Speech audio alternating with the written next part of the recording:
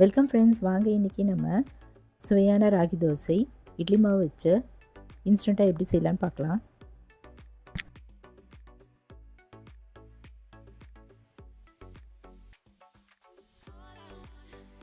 இதுக்கு சைட் டிஷ்ஷாக நம்ம உடைச்ச கடலை சட்னியும் சேர்த்து அரைச்சி செஞ்சால் சூப்பராக இருக்குங்க. வாங்க இது எப்படி செய்யலான்னு பார்ப்போம்.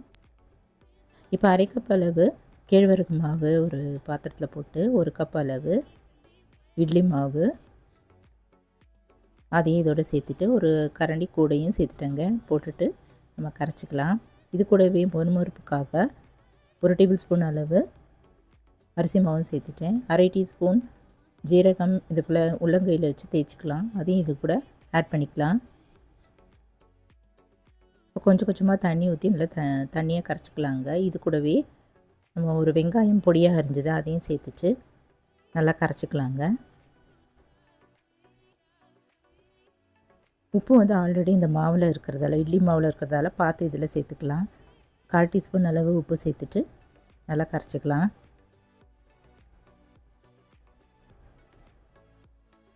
இதில் கொத்தமல்லி தழைகள் கூட நம்ம பொடியாக அறுக்கிட்டு போட்டுடலாங்க.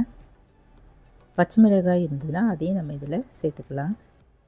இப்போ இதெல்லாம் நல்லா கரைச்சி வச்சுட்டு ஒரு 15 நிமிஷம் அப்படி ஊறட்டும். அதுக்குள்ளே நம்ம சட்னி அரைச்சிக்கலாங்க. அரை கப் அளவு பொட்டுக்கடலை, 1/4 கப் அளவு துருவின தேங்காய், பச்சை மிளகாய், இஞ்சி, கொஞ்சமாக புளி, உப்பு இதெல்லாம் சேர்த்துட்டு கொஞ்சம் தண்ணி ஊற்றி நல்லா அரைச்சிக்கலாம். இதுக்கு தாளிக்கிறதுக்குள்ள எண்ணெயில் பெருங்காயம், கடுகு, கருவேப்பிலை இதெல்லாம் தாளிச்சிட்டு சட்னி மேலே ஊற்றிடலாங்க.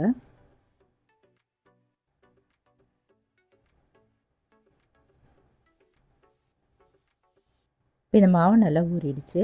அடுப்பில் தோசைக்கல் போட்டுட்டு எண்ணெய் கொஞ்சமாக ஊற்றிட்டு தேய்ச்சிட்டு 1/2 கரண்டி அளவு மாவு எடுத்துகிட்டு நல்லா அப்படி ஊற்றி தேய்ச்சி விட்டுடலாம். மெல்லிசாக அப்படியே தேய்ச்சி விட்டுடலாங்க.